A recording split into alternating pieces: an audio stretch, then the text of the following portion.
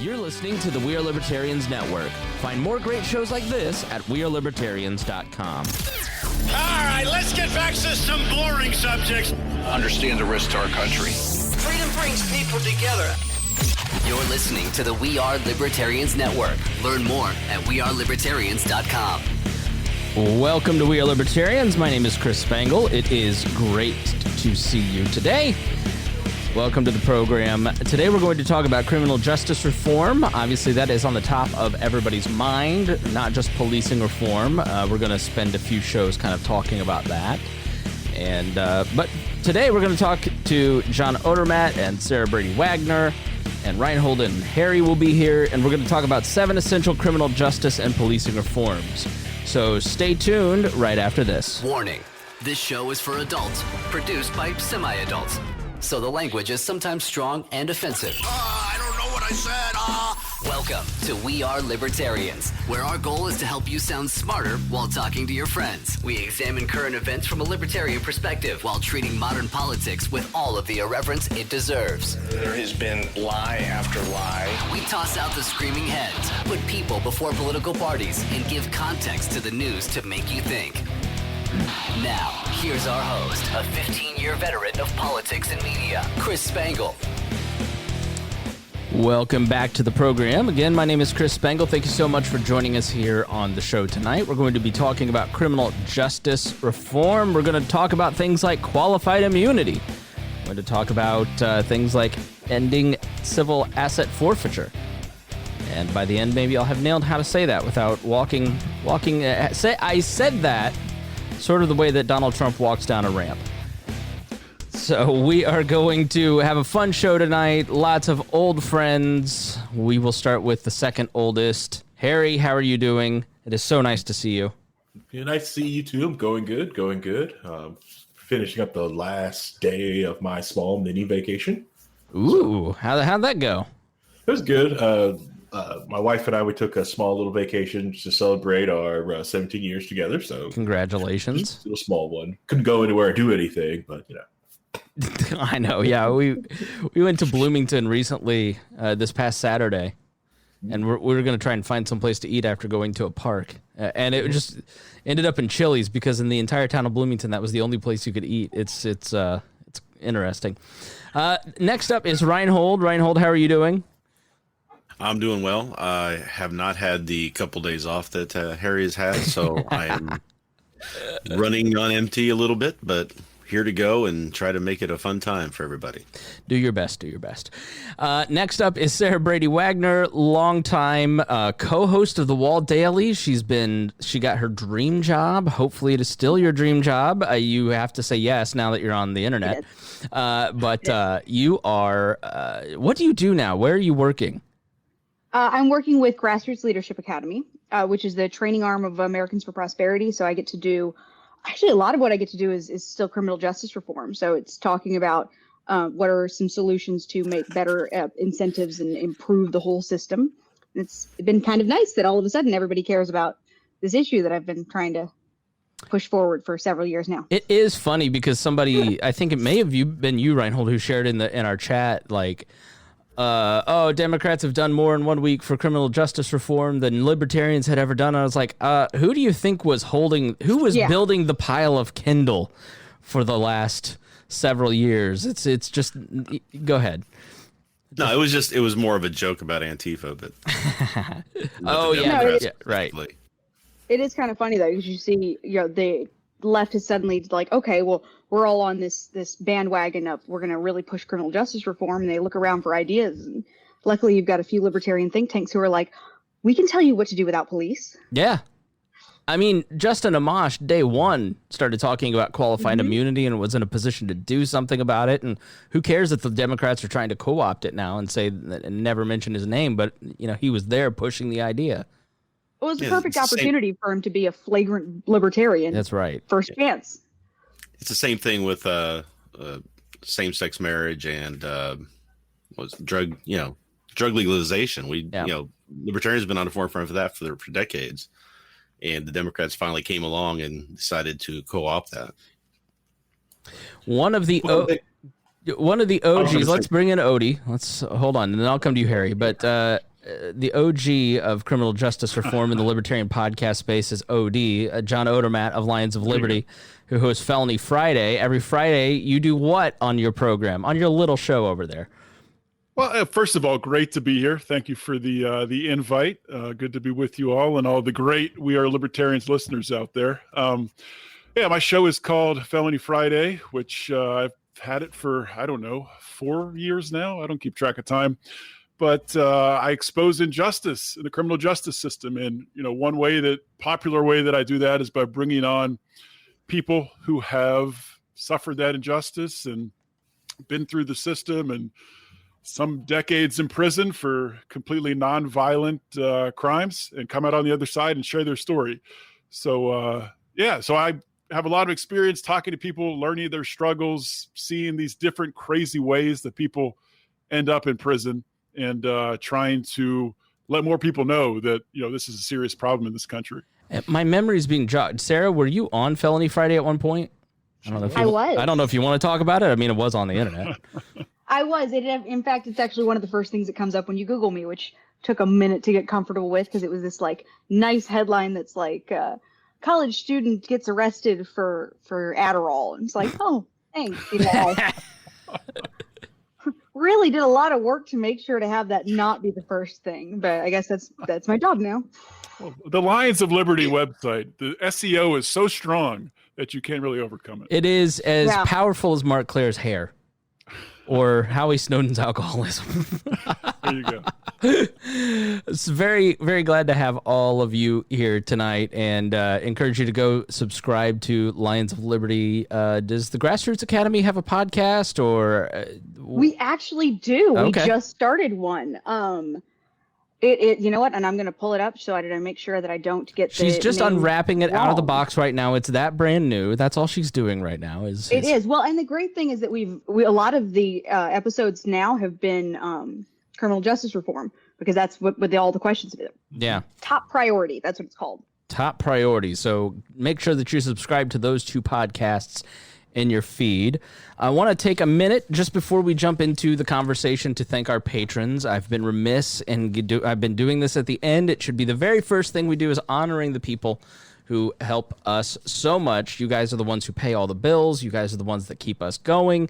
And I have to tell you, the last few episodes that we've had are the record setters. They're the biggest we've ever had. And got a lot of great comments from people. And that is only possible because of our patrons, which you can join at wearelibertarians.com. And I want to single out and say thank you to our $100 a month patrons. First and foremost, Rhinehold, who is not only a co-host, but also one of those folks. Anthony Meyer, a new one, Brad Tracy, Craig DaCosta, Ed Brehob, Jason Doolittle, Jeff Bennett, Christy Avery, and Matthew Durbin. Thank you so much to you folks. Now, John, you, right as all this kind of started to flare up, and the conversation around, let's start with systemic racism and the term itself, because that is something that I think that term makes libertarians uncomfortable, especially the white ones. And so... Not just libertarians. Huh? Not just libertarians. Yeah, it makes a lot of people nervous when it's said. So, I'll let you two flip a coin, John or Sarah, as to who would like to take that topic, and then we'll go around the horn. What is systemic racism? Is it real? And how does it manifest itself in our society? I guess I'll tee it off and say, yes, I think it is real. You don't have to look any farther than the war on drugs to see systemic racism at work. From, the godfather, the guy who really started the war on drugs, Harry Anslinger. And if you want to hear his backstory and how that all happened, I highly recommend the book Chasing the Scream by Johan Hari, who I've had on my show. Great guy who goes through that and then goes on to profile a bunch of different people in different walks of life, struggling and profiting off of and embedded in the war on drugs black market. But it's definitely real, and I see it with a lot of the people I interview have suffered due to the systemic racism in the system that has put them in a position where they get, instead of maybe the like with mandatory minimum laws, with the difference between crack cocaine and or between cocaine and crack, where they get sentences that are multiple times longer than their white counterparts in a much more who come at it through a much more affluent path. So it's definitely real, and it is uncomfortable to talk about, but that's why I like talking about the war on drugs, because I think that's a good way to kick it off. It's interesting. I kind of actually come at it from a slightly different angle. So my first, as I've talked about on your podcast before, my first kind of cue to who there was a problem with the system was when I got a personal introduction to what jail is like. But since then, like getting involved in criminal justice reform, like you notice the disparity, which is what John spoke to, and we should take notice of that disparity. But as far as where it comes from, it's really interesting that when you actually look into the history of the systems, that's what, to me, like the concept of systemic racism is. It's not about individuals being racist or even acting in prejudiced ways. It's about a system that has baked into it these racist concepts and values. So, I mean, our policing system as it is developed out of two ways. Either developed out of policing in the North usually came from municipal forces that were explicitly intended to keep the poor people in order. And in the South, it developed out of slave patrols, which were made to keep the slaves in order. And in both cases, they then were kind of melded and shifted into what we now have as our policing system, which is so different from anybody else in the world. Yeah, sorry, I've got myself muted. Rhinehold or Harry, do you want to jump in there? Say anything? Rhinehold, do you have anything to say? I often find it tough to come up with words sometimes about so the thing I have about the systemic racism is that it kind of throws people off because they think you're trying to say that the individuals themselves are racist, and it's not necessarily the case. It's the system itself that, because of the way it was implemented over years, has kind of ingrained a basic racism into it. It doesn't necessarily mean that every single person in the system itself is racist, right? So that's where I think a lot of people stumble on that. Yeah, I would totally agree with that. And so James asks here, is it racism or racial suppression to maintain a status quo? And I think that's what if racism is the status quo? Go ahead, expand on that.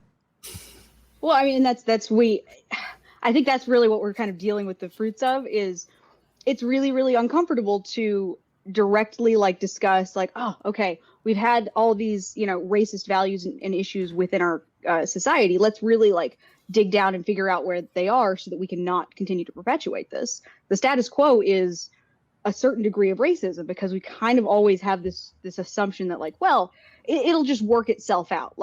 As long as we don't focus on it and we all individually try not to be prejudiced, then eventually this will all just kind of get worked out of the system. But what we're seeing though is actually it doesn't. We have to talk about that. Go ahead, Harry. Oh yeah, correct. And a lot of people also have that misconception that if you're racist, you're stupid. They're not stupid. A lot of people who set up the rules, the regulations, a lot of these laws are. Some of them had some brains in their head and did set the system up to do what it is and help keep it going. And it really does. And it's nice when people really start showing it, when people have to interact with the system. And that's usually when it comes from. Yeah, and is the conversation around this mainly on policing? And I know that a lot of black activists talk a lot about economics. And when you look at the coronavirus pandemic and who was hit the hardest, it hit the black community the hardest because they're essential workers. They're exposed to it at a higher rate because they're at a lower income bracket. They're also, there's many different factors that kind of went into that, and that's why it hit that community a lot harder. That kind of illustrated the problem and illustrated kind of what's being said. But by and large, policing is such a flashpoint because of policy. And so when I look at people who go, well, systemic racism is not real, you go, you just don't want to vote a different way. Like, so the problem is that you don't want to make any changes because you've become comfortable voting the exact same way. And if you start having to vote a different way to repeal things like the war on drugs, it might make you uncomfortable. If you give more economic advantage by removing certain regulations or rules, that might make you have to compete with, I mean, the whole conversation around immigrants, for instance, is that we want to limit access to having to compete with other people. Why would that not apply to the black community if it applies to the immigrant community coming from certain voices?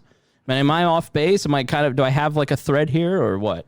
No, you're absolutely right when it comes to that, because a lot of the laws and stuff like that for just barbershops and hair braiding affects the black community more than it affects like any other community, because black hair is completely different than most people's hair. And they put this huge high training bar on it to be able to start a barbershop or hair, when most black people, we've grown up just doing this and doing stuff to our hair. Then all of a sudden, if we want to start a business to do this, they make us jump through all these hoops to even just start a simple barbershop or just sit there and cut hair. It also go back to your other point when you're talking about hitting the black community. The thing is, the other reason to hit the black community hard is because, one, you're right, a lot of them were essential workers working in a lot of different factories. The other one is high mistrust in government and government's news sources too, as well, because they've been, affected by different like government reports, stuff like that, and it's that high mistrust of the government. And that stemmed from it. Then the third fork of that is religion in the black community. It's very high. Most black people will go to church on Sunday and then have Bible study on Wednesday, so they will congregate. It's that whole community factor of the idea that, and of being close to your family and bringing everybody together, especially during the summertime. This is black cookout season. This is when I load up the grills, we go to a park and we end up cooking out, and not be able to do that. It kind of hurts because you're not be able to be with your family. The simple fact that like my daughter's at this age now where she can actually go to the cookout, go out and play with the other kids, and actually start really knowing her relatives like that. And nope, you can't. So I've seen a lot of people just reject this, like, nope, we're doing it anyways, we're going to go. And so that's also helps to spread as well. The other thing is the comorbidities when it comes to black people, because black people have high blood pressure and diabetes because of the awful food that gets pumped into it, because a lot of black people don't take enough potassium in their diets. And also vitamin D. Just through biology, it's more difficult for black people to get vitamin D from the sun. Which we don't know how much that plays into COVID. It's been speculated it could be pretty substantial. Could be playing into the drop right now we're seeing in death rate. Who knows? There's probably a bunch of different factors playing into it. But I'm glad you brought up, Harry, occupational licensing. That's one of the seven essential reforms that I talked about. And a lot of people pushed back on it, like, well, why are you talking about mandatory occupational licensing? And a couple different reasons. One of the reasons is exactly what you're talking about, because it's keeping a class of people that easily could better themselves, add value to society, advance in society, work their way up the socioeconomic ladder. It's holding them down, keeping them out. And also, if we're going to end the war on drugs, which I think we should do it by decriminalizing all drugs, there's going to be a lot of people across the population who are going to need to find another way to make money, because the value, the price point, the amount of money you could make in the drug trade is going to go down when that prohibition's removed. It's going to be organized more efficiently and distributed more efficiently. And we're going to need to open up opportunities. I mean, aside from that, it should be done anyway, but it would make sense if we're going to decriminalize drugs to also get rid of occupational licensing, mandatory occupational licensing at the same time. Of course, if there wants to be private occupational licensing groups and things like that come together, that's all well and good. Yeah, when you look back, and there's a great movie that kind of illustrates this called Selma. It's free on Amazon Prime right now, and it shows some of the limited access that people of color, but black specifically in the South, had to the voting system. I mean, until the Voting Rights Act in '65, believe it was 65, there wasn't any black person registered in any southern state at all, period, zero, because you had to go in, you had to pay a poll tax, which was based on the amount of years you weren't registered to vote. In some states like Mississippi, you had to have someone vouch for you. So you had to have a registered voter say that you were worthy of voting. You had to pass a test. Alabama's constitution was specifically written to uphold white supremacy. It's a stated purpose that to uphold white supremacy, and then you had to repeat back certain portions of it. And in one scene, they show Oprah, who produced the movie, basically saying, she said, what's the preamble to the Constitution? She reads it off. How many county judges are there? 67. Name them. And so it was completely up to the registrar. So the 65 registrars in Alabama, for instance, were the most powerful people in the county. And they didn't want blacks to vote because it denied them the ability to serve on juries. So if there was a crime against a black person, you couldn't access a court until the 60s.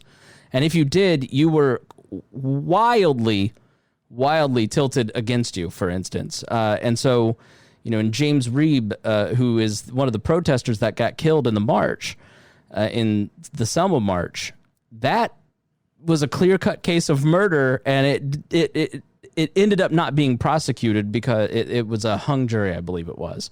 And so the guys got off just because it was baked into the system.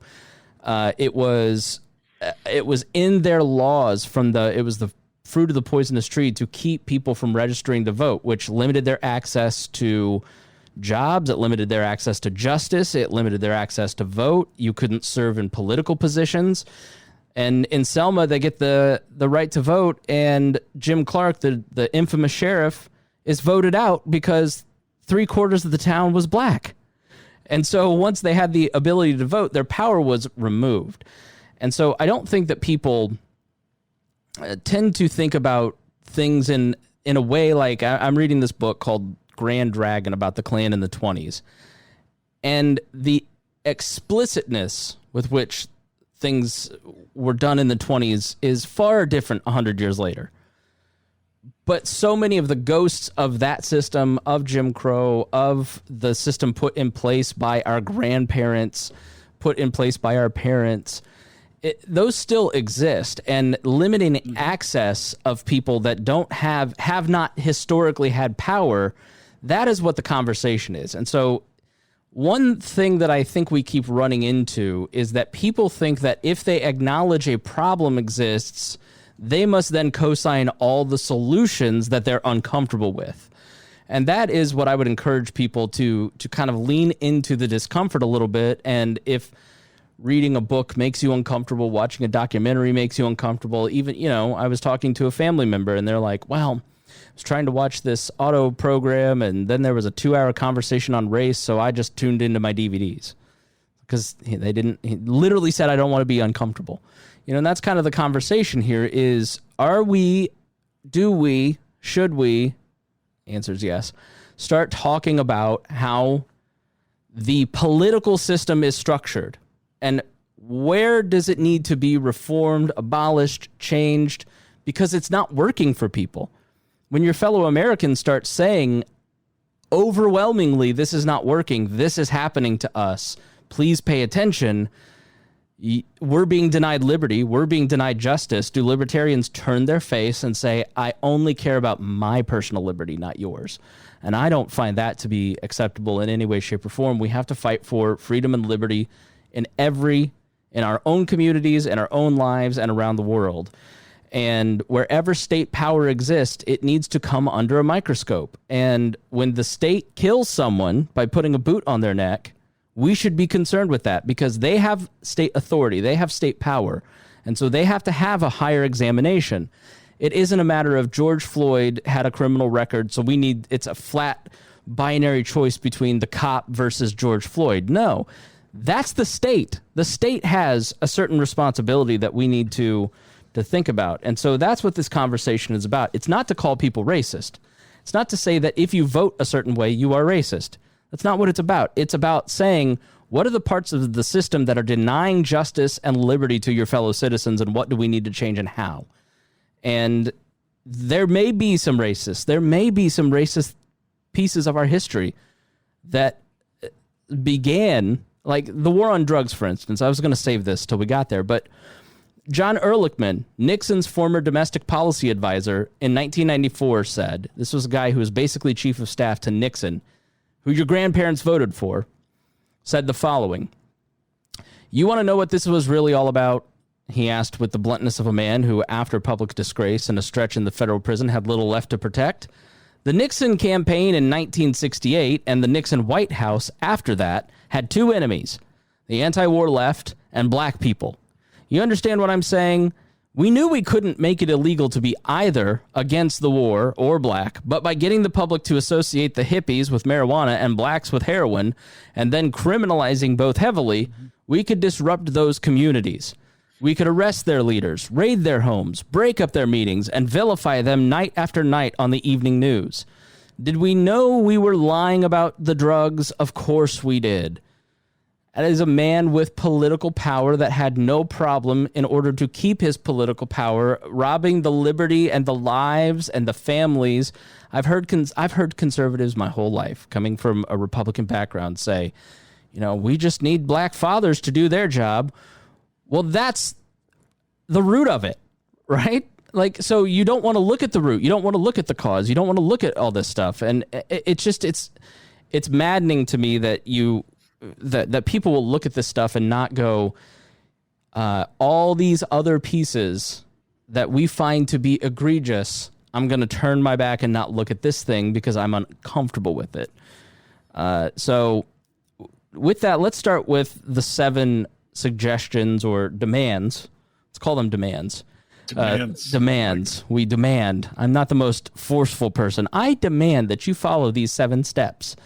But John, you put together this list of 7 people. Let's start with, why'd you put the list together, other than to get clicks for being libertarian, where this piece is housed? But how'd you put this list together, and then what is number 1? Yeah, I had, after, I guess I did the podcast first, where I talked about these. It started out with six different things that I recommended. I added civil asset forfeiture at the end, and it was just another way to get the word out. I just wanted more people to see it. I wanted people to be able to share it. I wanted people to be able to grab it and put it on Twitter or Instagram, which many people did, and thank you all for sharing it. And I saw people taking snips of it, just taking one here, one there. Let's do this, do that. And I said, let's package it together and put these 7 reforms in one document that could definitely be written better and expanded on, and probably resourced much more eloquently. But it's a start. And I think that it's great to see we're already gaining some steam here with the qualified immunity, with what Justin Amash is doing. And I think Justin Amash put out a list. I don't know if he's reading what I'm doing. I'm not sure maybe he is. But he put out a list very similar to mine the next day after I put this out. So I don't know. Maybe he is following what I'm doing. The first one on the list is demilitarize the police. And some of these are hard to say, so just bear with us. But one thing I want to add, kind of just to off of what you were saying, Chris, this moment in time we're in right now, and how the wool has been pulled over people's eyes, and people really followed the rhetoric rather than the reality of what was going on. A little upside down argument for the current time we're in is, I think it's good that Donald Trump is president right now, because it is so apparent that he doesn't have the eloquent words to say and the speech that's going to make everyone feel good. He just doesn't have it right now. And that makes people even more uncomfortable, because they can blatantly see, holy crap, we got a serious problem here, and the president's not going to fix it.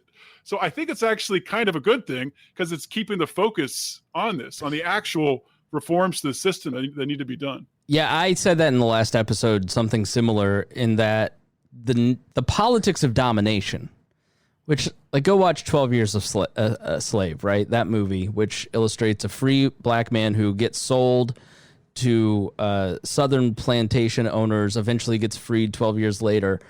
And you see just the I mean, it's far more cruel. I mean, I don't want to say that because I don't want to marginalize any other community's experiences, but it is systemic terrorism against human beings, and it's the politics of domination. And things have gotten better over time, but ideologies are passed through families like religious beliefs. And every generation has to challenge what they were taught by their parents. And some people just don't challenge their own thinking or their own beliefs. They vote Republican or Democrat because that's how their parents voted, right? And now maybe some libertarians. But then there are people like the five of us who sit there and examine every thought that we've ever had, some excruciatingly in detail. But the reality is that some of that politics of domination still exists. And it's the indirect opposition to liberty, which is it's the generational fight. It's going from a monarch, a tyrant, to a free society, to opening up fully and allowing liberty to exist, and saying, if you want to live in a libertarian society, you will have to live with people that don't share your cultural values, don't share your belief system, people that you don't like, people that you find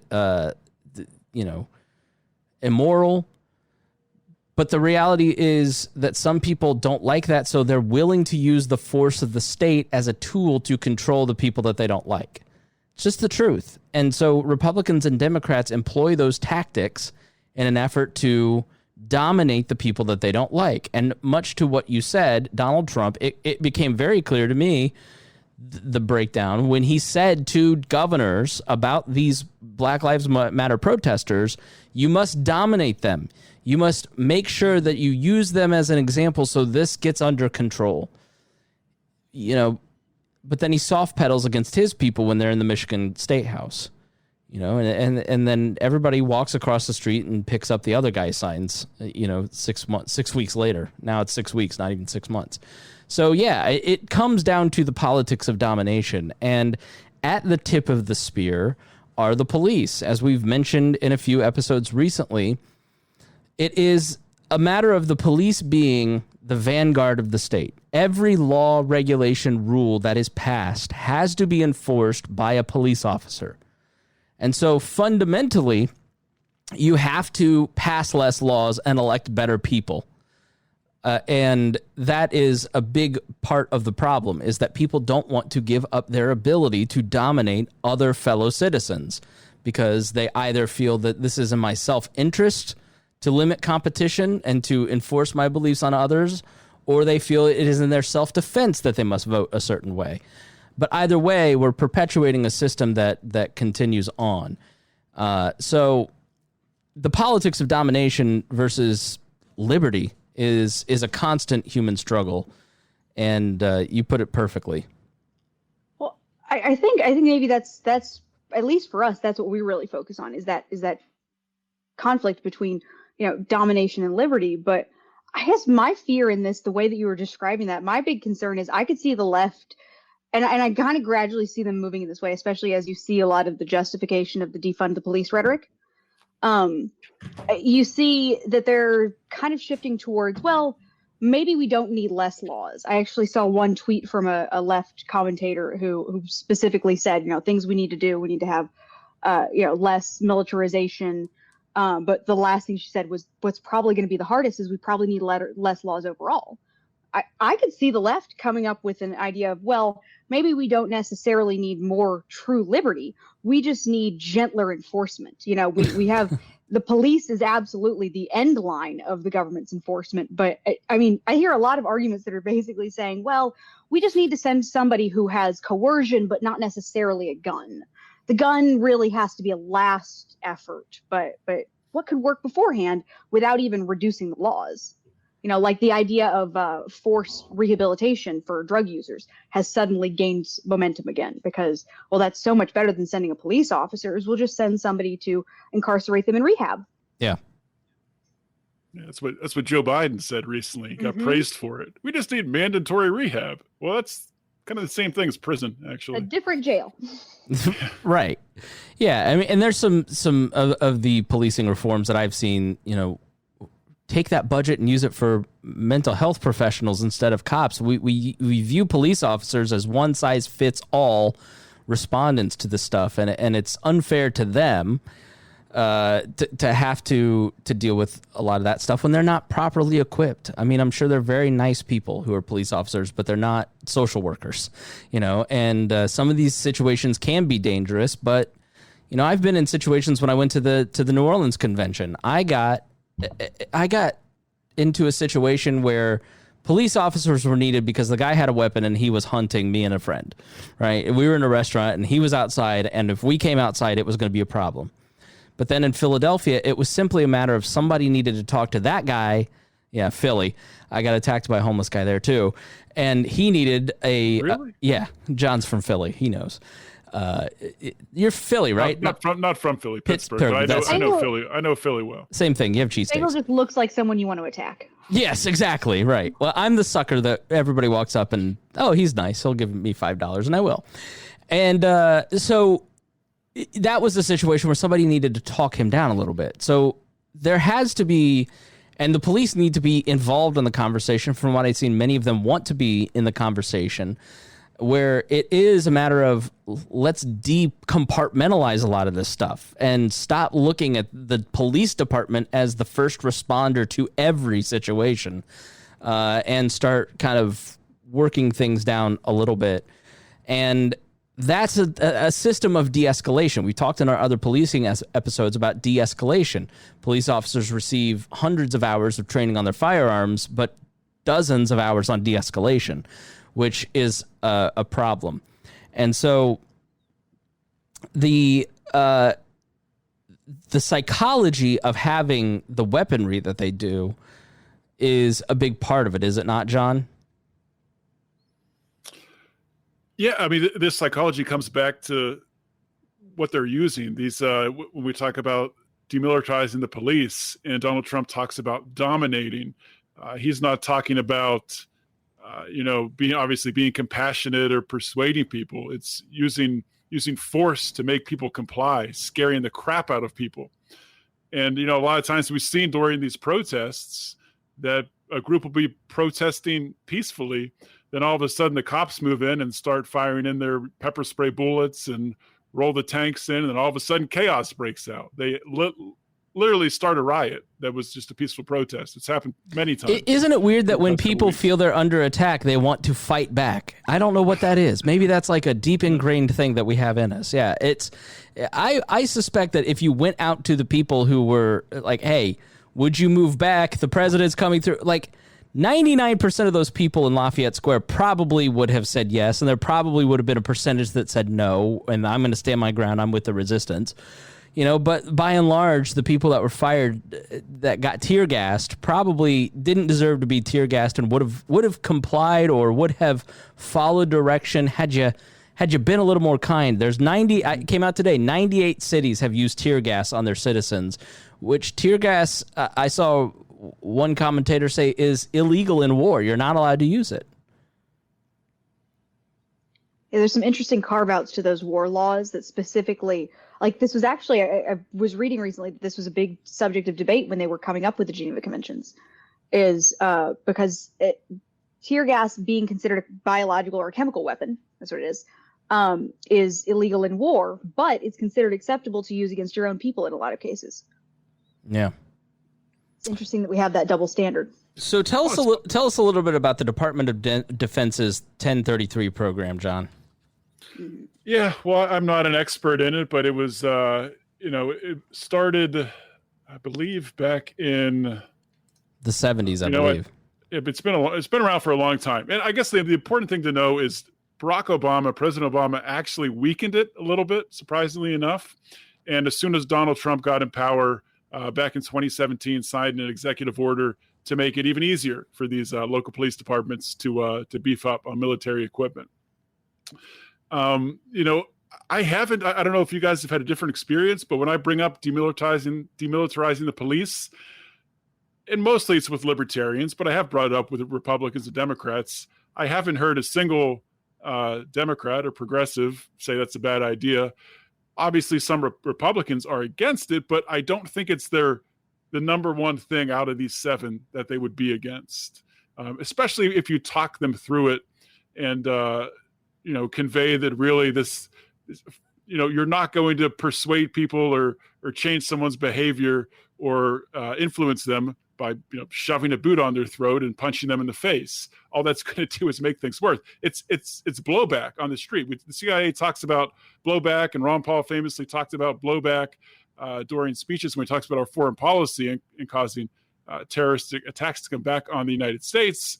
It's the same thing with the militarization. I'm going to get it right. I used to use Canada as the example. If Canada moved in and took over the city of Indianapolis and started putting tanks on the streets and started taking over the Indianapolis City County Council and implemented some Canadian-friendly, it was a full-scale invasion they took over, would that not bother you? And there's so many principles to the conversation, the ways that libertarians talk about foreign policy that I see not being applied currently to what's happening with policing. And 1033 is a program where they take surplus Army equipment and they give it to local police departments or give it to them cheaply. And it's equipment that was used in Vietnam, the Gulf Wars, Afghanistan, and it's stuff that the government paid for that they don't want to just leave on the battlefield, so they bring it back. They've got nothing to do with it, and they give it to local police departments to use for SWAT teams.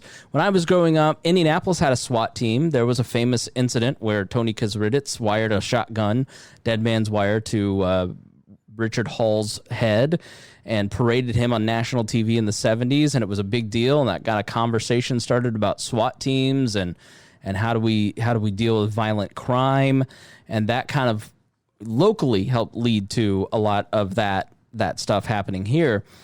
But now you look at it, and the city of Greenwood, in a few days ago, there was an errant, who knows if it was real, but it was literally just a Facebook post, show up to the mall in Greenwood and take what you want. Let's go, Antifa, let's do this. Well, we had one of those in my area too. Yeah. And so what happened? Greenwood apparently has a police helicopter. There were 4 MRAPs, which are like mobile armored carrier. They look like, I say tanks as a shorthand for people who don't know what an MRAP is, and then all the military gun nerds, it's not an MRAP. I know that.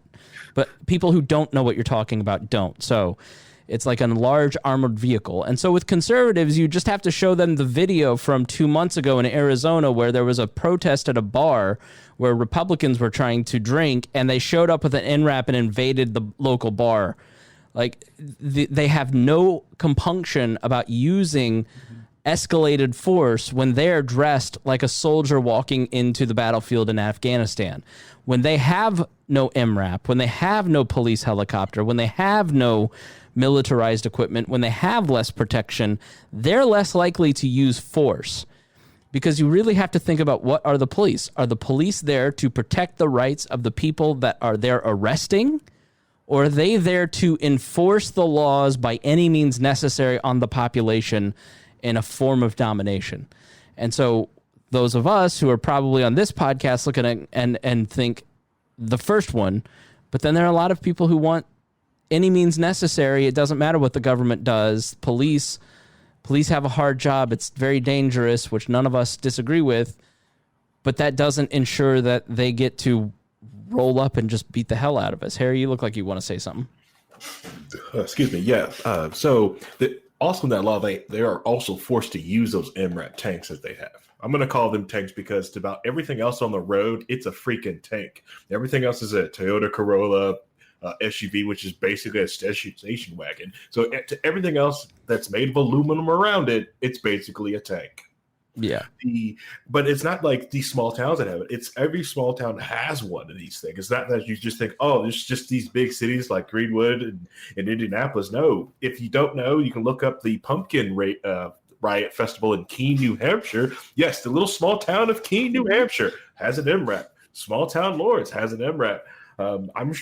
It's ridiculous of how many of these they have them, and they're forced to use them because they don't use them for different stuff. They have to get rid of them, so then they just use it. So they escalate things to the point so they can use it. So They enjoy using them. So here in Indiana, so those red flag logs, they'll pack everyone and they'll go use them. They'll use them, and they like to show them off in parades, and they paint them all black. And they love this pseudo-military style of those little MRAT tanks to show off, because it's to everything else around you, it's intimidating. Which is exactly what it's meant for. When everybody becomes a nail when you've got a giant hammer. Mm-hmm. Yeah. Mm-hmm. Thank you to the What's chat. a matter of incentives? Yeah, so thanks to our chat room, 1996, the Congress replaced Section 1208 with Section 1033, which went back to the 70s, and then it was passed in 97 is when this really kicked into gear. Sarah, you were about to say something? I cut you off. I'm sorry. Oh, yeah, I'm sorry. I was saying it's a matter of incentives.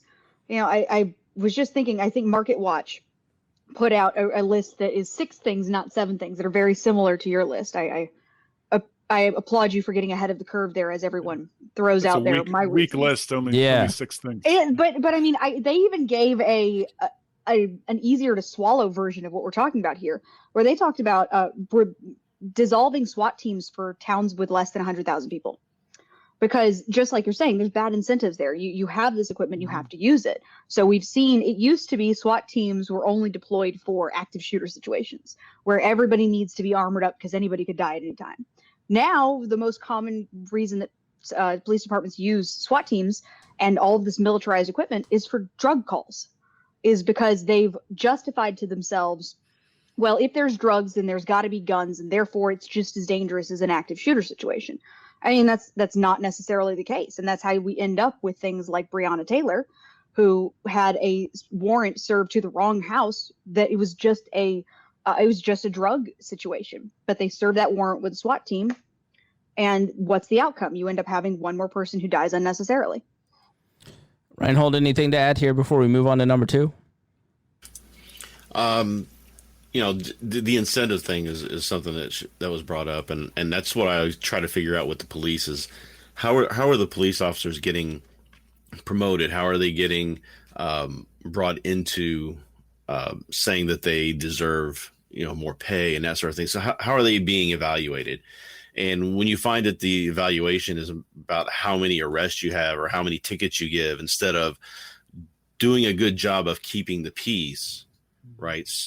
You're going to get that type of response. You're going to get an over police state from that incentive because you're not incentivizing the right thing for those police officers. All right, go ahead. Speaking John. of just one more thing on incentives along that line. I mean, if you could trace this back to the root, who's making all of this military equipment, coming from these different defense contractors, the military industrial complex. It's just a part of the cycle, and pushing it back into the local governments here, it just keeps it pumping, keeps the money pumping. So it's a stimulus program also for those defense contractors. Number 2 is decriminalize all drugs. Ending the war on drugs will significantly decrease police interactions. Give us some insight onto that, John. Yeah, the more that I, talk about just the culture right now and what's going on with policing right now, I think that the easiest way to explain this to people, from not from a pure libertarian principled stance, but from more of a utilitarian perspective, is that we really want to limit the amount of interactions with the police. You really can't train fight or flight out of people. You can't train it out of the police officers and the people that they're interacting with, the supposed perpetrators. Fight or flight's going to happen. People are going to run away. People are going to fight back. People are going to resist arrest if they're intoxicated or if they're upset or whatever happens. We want to minimize the amount of violence. We want the most amount of peace possible. So taking these nonviolent crimes, these victimless crimes, taking them off the books and dealing with them. I talked about that, and this is becoming sort of a common theme. I think the Democrats are starting to pick up on it. Obviously, libertarians have been talking about it forever, but we need to treat drug addiction, drug abuse as a health hazard, as a medical issue. Help people to get treatment. Don't force people to get treatment like Joe Biden, but we need more free market alternatives to that. And drugs being prohibited makes drug users less safe. It makes their families less safe. It makes everyone in the community less safe, because if you have, disagreements, arguments between competing drug dealers, or even if you want to get into sex work and things like that, anything that's on the black market, people can't arbitrate disputes between rival gangs or rival dealers by taking them to court, by suing them if there's a discrepancy over money or somebody paying or something like that. So it has a very high probability of escalating to violence. And if you remove that prohibition, and I don't know exactly how it would work out, and I think people get very uncomfortable with that. Maybe some people are afraid that they'll start doing heroin, next week if it becomes legal. But the more free that you make it, when you open up the market, things will regulate themselves, and I guarantee you the public will be more safe. You look at Portugal and Chile and their experiences, you see heroin usage, heroin overdoses, drug usage of all kinds. It all dramatically drops and completely changes their society. Nicholas Kristof in the New York Times wrote a beautiful article, I think it was 2 years ago now, about Portugal's drug laws. I'll see if I can dig that up and put that in the show notes. Sarah, you mentioned earlier this has directly impacted you. Yeah, mine was a Schedule II substance, but then we get into the issue of there are prescription medications that you may not even realize carry felony sentences if you share them with your friends, even regardless of whether or not you get paid for it. These are the kinds of things that it actually ties a lot back to what you were talking about at the beginning, that if you want to really consider the whole system, think about what is the original purpose behind these drug laws and what is the effect. Especially because of drug convictions and the difference between, you've got discretion along the prosecutor determining when you want to charge with a felony versus a misdemeanor. 1 in 3 African Americans in the U.S. are disenfranchised because of felony convictions. And it's interesting that you see a lot more misdemeanor convictions with white people. So while there may be comparable rates of arrest, even, which there's argument over that because there's disparate rates of enforcement, there's the issue of you keep going into the system and you still have those slight biases, and it results in, how are you going to have a population that is able to exert their will through voting if 1/3 of them are literally not allowed to vote? Yeah, exactly right. And the new Jim Crow book by Michelle Alexander is a great resource on this and other issues of systemic problems that kind of expand on a lot of what we're talking about tonight. But I forgot what I was going to say, so Rhinehold, go ahead. Oh. No, Harry, you can go. Harry, go ahead. All right. I heard a man try to butt in while Sarah was talking. So it wasn't me. Yeah.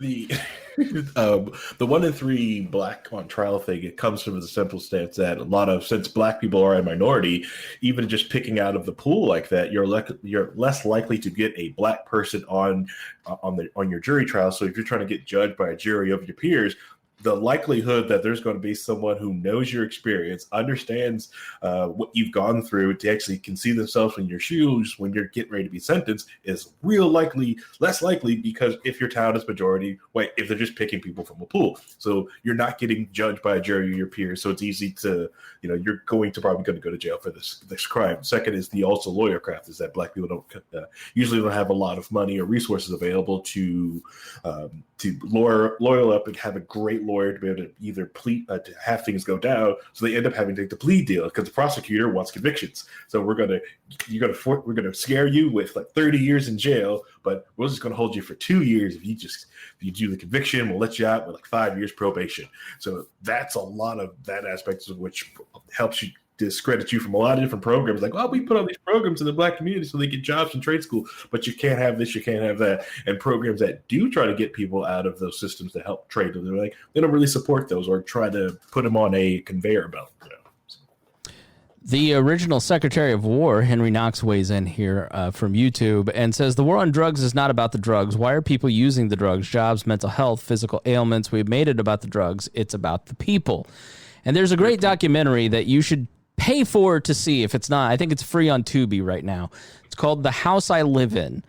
And it is it completely challenges every belief you've ever had about drugs if you've never thought about the war on drugs. It's called The House I Live In. It's an excellent documentary. And it talks a lot about, I think it's David Simon who wrote The Wire, Homicide: Life on the Street, Treme, who basically says in it, politicians don't know what to do with the bottom 10% of the economic ladder, so they're just using the war on drugs to warehouse them instead of trying to find ways to give them opportunity. And that was one of the most powerful statements I'd never had thought about from my comfortable suburban background. And it's very true. And we look at it as a criminal justice issue. And how much does the role of privatized prisons, I hear this a lot, but Sarah, maybe you can weigh in on this. Well, we've got, and they talk about in the documentary about how you have this whole industry of prisons in America now that you've got to feed this pipeline of people that are employed by the prison system and the war on drugs, and we can't let those jobs go away, so we're just going to keep destroying communities. I mean, is that, how relevant is that? Well, I mean, to that, it kind of goes two ways. So on the one hand, there are a lot of private prison systems that were involved really problematically in passing a lot of the laws that get us to where we are right now. But I think when we talk about private prisons as this big boogeyman of the criminal justice reform movement, or even of just our justice system, it distracts from the fact that pretty much all of the bad incentives that are present for private prisons are also present for public prisons. And less than, I was just trying to Google it, but yeah, 0.7% of the United States is currently in a federal or state prison or local jail.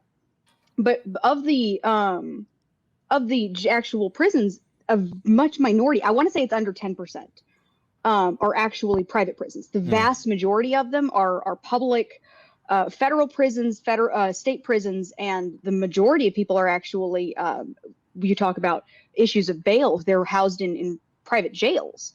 But it all boils down to, we have bad incentives that when we allow for, okay, well, we've baked all of these really bad incentives that encourage you to, there's really no reason why our prisons have any reason to provide good rehabilitation programs. There's no reason that they have to prevent recidivism, because there's no reward in them for that, especially then when you go to the private sector. And the private sector is where you then have the opportunity we can turn a profit. And now there's even more incentive for us to lobby and pass laws that bring more and more people into our prisons. Because even if it's a minority, even if it's a tiny percentage, well, we have this incentive now, and it proliferates into the entire system. So you have laws that are passed that, mandatory minimums, things that increase not only the likelihood that people will be convicted, but the time then that they serve once they're actually in. Because for that small minority, yes, it makes money for the private prison industry, but most of the public prisons, now you're talking about prison labor and contracting with companies. I mean, that is a whole other section where you're getting to questioning whether or not we've really completely abolished the concept of slavery in the United States, or if we're really just making the best use of that loophole in the 13th Amendment. Well, that's a charged accusation. I mean, so explain a little bit more of what you mean, because I'm sure there are a lot of people who just heard that and went, oh, this Sarah's out of her mind. So the 13th Amendment we know of it as the amendment that it made slavery illegal. But if you actually read the text of the amendment, it doesn't completely make slavery illegal. It makes it illegal except for when it is a punishment for a crime. It specifically says, except as a punishment for crime whereof the party shall have been duly convicted, which connects back to that issue of fair representation and being judged by a jury of your peers. you bake into the system that, well, if we can pass more laws and we can convict more people, we don't actually have to give up this cheap labor. A lot of the state prisons, not only do they have prison jobs that sustain the prison industry itself, so a lot of prisons have farms associated with them. The inmates not only manage just the management labor, laundry and like cleaning and things, but they also actually pick their own food that then sometimes is sold to county schools. And it provides, beyond that, they often contract out to private industry. And this has caused some issues for some private companies, because when it becomes very public that they're using inmate labor that they only have to pay at a rate of usually less than $2 a day. Yep. People don't really like that idea, because they go, hey, that seems suspiciously like slavery, because we've put this loophole in the 13th Amendment that says, oh, I mean, that's okay if that's the way we want to play it out. Yeah, and a lot of people, and a lot of what that documentary challenges, they're just criminals. I'll put on my best John Stossel hat. I mean, aren't we just helping them gain a sense of purpose? I visited a prison once, and it was a rehabilitation facility. So these men and women have been in the prison system for 20 years and have no idea how to balance a checkbook and no idea how to keep a job. Aren't we helping them by giving them a sense of purpose? Well, sometimes John Stossel makes me so mad. Sometimes we're training them for jobs that then when we actually reintroduce them into society, because let's not forget, 95% of people who are incarcerated will at some point be released and reintroduced into society. Sometimes we train them for jobs that they're not even able to be licensed for afterwards. My favorite example is in California. When California has wildfires, they send out inmates to fight their wildfires. It's a dangerous job. They train them for it. But then when they are actually released, they can't get licensed as firefighters in California to do that, just for the public, because of the licensing laws around that say you can't do that if you're a convicted felon. And that says a couple things there, specifically that fighting wildfires example, because I've brought that up and I've had pushback on that, also from inmates pushing back on it, just because they wanted to get out of the prisons. They didn't mind that they were only getting $2, $3 an hour. They just loved that they could get outside and do something, even if they're risking their life. And I mean, it doesn't say something about how bad the prisons are, which brings which brings up this whole collective thought in the United States that prison shouldn't be good. It should be horrible. People get raped. They should get raped. They're in prison. That's what you're in prison for. It's like, no, actually, that's not what you're in prison for. You're in prison to get corrected and to when you come back out into society to actually be able to add some value and not be a hazard to public safety, things like that. But just one thing, and Sarah, I think you're hitting the nail on the head here by distinguishing between private prisons and private enterprise profiting off any type of prison, because I mean that's the big deal. I think the private prison thing, private, public, it's still prison. People are it's not doing its purpose. And I did find this list here of 13 things made in prisons, and it's from their very reputable site Thrillist.com. So it's true. Protective military equipment, law enforcement equipment, McDonald's uniforms, furniture, Microsoft packaging, Honda car parts, Victoria's Secret lingerie, dentures, J.C. Penney's blue jeans, and all of their own stuff, as you were saying, You're going to tell me they make those call centers and Starbucks packaging and processed meat as well. They're going to make those poor guys put together panties and bras. That is outrageous and cruel. And the thing, go ahead, the thing about the private versus public thing I wanted to bring up too is that privatization of the prison systems is kind of a recent thing, a fairly new thing. Our incarceration rate has been the highest of any country by far for a lot longer than we've had to deal with private prisons, right? The problem isn't the private prisons. Private prisons don't help. There's a lot of different problems as we've already talked about, but trying to lay it all at the feet of private prisons, I think is kind of missing the forest for the trees. Finally, we got And it's my fault for not managing the conversation a little better, but we got to end by 8 because John has to do God knows what, probably something illegal, considering after this conversation, all I've heard is how much he loves crime. So number 3 is ending mandatory occupational licensing. Why is this important, John? I talked about this one a little bit earlier, so I'll just say, I'll just kind of restate what I said. And, there was what comes to mind first is a sting that happened in Florida, I think of February of this year, where police there were calling handymen. And these handymen were coming. Some of them were licensed to do either electrical work or do carpentry. And, one of them would be doing some, plumbing or electrical work. And they'll say, hey, can you come over and can you, do this job over here too that they're not licensed for? And when they'll start doing it, bam, under arrest. It was something crazy like 150 people that they got through that.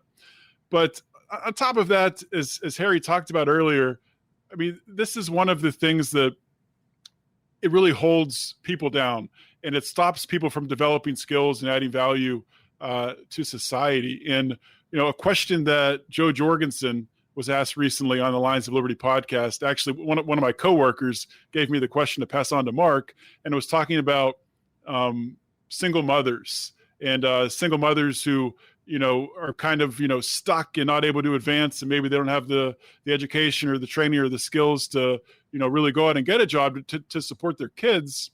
And the question was, how are people like that in a society that a Joe Jorgensen or a libertarian is advocating for, how are they supposed to compete? How are they supposed to provide for their family without the government safety net? And she answered it beautifully by talking about occupational licensing. People have all these skills they can use. They can do hair, they can do nails, they can, build websites, they can code. People can learn to code. And it's just not that you license to code, do you? Well, not yet. But it's just putting another obstacle in front of people really reaching their purpose. Forcing people to pass a test to code sounds like something Harry would want, to be honest with you. What were you going to say, Sarah? I love your single mother example, because what comes to mind for me is I know a lot of single moms who ran illegal daycares because there were licensing requirements that if you were going to care for more than a certain amount of kids in your home, you had to, pay for a state licensure, invite the state into, look through your house and make sure that it's a place that you're allowed to have kids. Where I know a lot of single moms who have young kids who say, well, the thing that makes the most sense to me is I can care for my child and other people's children, allow them to go to work. But, I can only care for 2 kids that aren't mine before I have to go get a state license. Have you ever walked into a barbershop or even a doctor's office and looked at their state license and made your decision based on that? Or do you go on the person that you've been recommended? You have somebody who has, like an Angie's List type situation where there's some, conversation around that person, and so therefore they cut hair well, or they are a good doctor. Like, it's about experience and education. It has nothing to do with the tax that they force you to. And the other part of this, which I had never thought about, it playing into decreasing access to the marketplace in the way that you guys are talking about it. I've always looked at it as a liberty issue, more as a moral issue, less as a utilitarian argument. You look at the people that have just lost their livelihood. I read an article about one barber who didn't follow the rules in his town, and they removed his license at the state board, and so now he can no longer run his barbershop because he didn't follow the COVID-19 rules. It's occupational licensing is nothing you and I use to make decisions on, and it's everything they use to control the population that they have power over. It is a tool of domination, and so if you want voluntary, peaceful cooperation, this is certainly something that we need to end. Harry, Rhinehold, any thoughts before we move to 4? No, I think you got it. Thank you. Pretty nailed down there. Yeah, it's... Number 4, Breonna Taylor is obviously, and Duncan Lemp have been in the news and talked about widely. There was also a horrific article about a no-knock raid gone wrong where I believe in the last episode it was mentioned where a flashbang was thrown into a baby's crib and disfigured the child. What is a no-knock raid, and why should we ban them? Let's start with Sarah. Well, a no-knock raid is exactly what it sounds like. It's a warrant that allows a police officer to serve a warrant without actually having to knock, without having to notify the individual that they're serving the warrant on, that they're arriving and that they're police. You get to completely ignore private property, and they're allowed to break down your door and come in. And, in the examples that you talked about, Breonna Taylor is a glaring example of, she wasn't even at the address they were intending to serve the warrant on. It was a mistake, and she died. But her boyfriend was charged with attempted murder, because when you have plainclothes police who show up, serve a no-knock warrant, if you have people who do not have police officer uniforms on, who break into your home and have guns, if you have access to guns, is that not exactly the situation that you have them for? Yes. Well, in this case, a no-knock raid, because they had permission from the state. Her boyfriend, who shot back and just injured one of the police officers, he was charged with attempted murder of an officer, because he was the one who didn't have permission to be in his own home, I guess is the implication of that situation. When we have these no-knock raids, we're saying not only do you have legal authority to go in and arrest this person or go in and search this home, you have the legal authority to completely ignore their property ownership to begin with. Just go in, guns blazing, no problem. And I mean, I would hope that for a lot of our listeners, the reason why we wouldn't want to have that continued, especially at the level that it's used now, frequently for drug-related incidents, why we wouldn't want to have that, because it increases the chances that people die. When you surprise people, they're more likely to go into that fight or flight, just like Harry was talking about. You can't expect people who especially don't know that they're dealing with law enforcement to react as though they do and to completely immediately become compliant. Yeah, people tend to get touchy when you show up with guns at their house in the middle of the night and they don't know Crazy who thing. you are. Yeah, it's really, really wild. And this is incredibly dangerous for police officers, as you said. If you're pro law enforcement, there's no reason to keep this. Every police officer friend that I've ever had, their worst stories come from no-knock raids and serving these kind of warrants. And they're increasingly used, especially since they have the 1033 system, and they have the ability to do the things that they're doing. And so, trying to take people by surprise at their weak moment, it's a terrible system and needs to come to an end, because it's dangerous for everybody. And the reality is that we've let ourselves put police officers into a special class of citizen, which we'll talk about under qualified immunity. We have used the concept of patriotism to bamboozle the population into thinking that they are more deserving of rights than quote unquote criminals. It's propaganda. The state has a duty to protect the rights of the people that they are serving. And so these no-knock raids are antithetical in my mind to everything that this country was founded on, in that you have a right to face your accusers. Breonna Taylor doesn't have that right.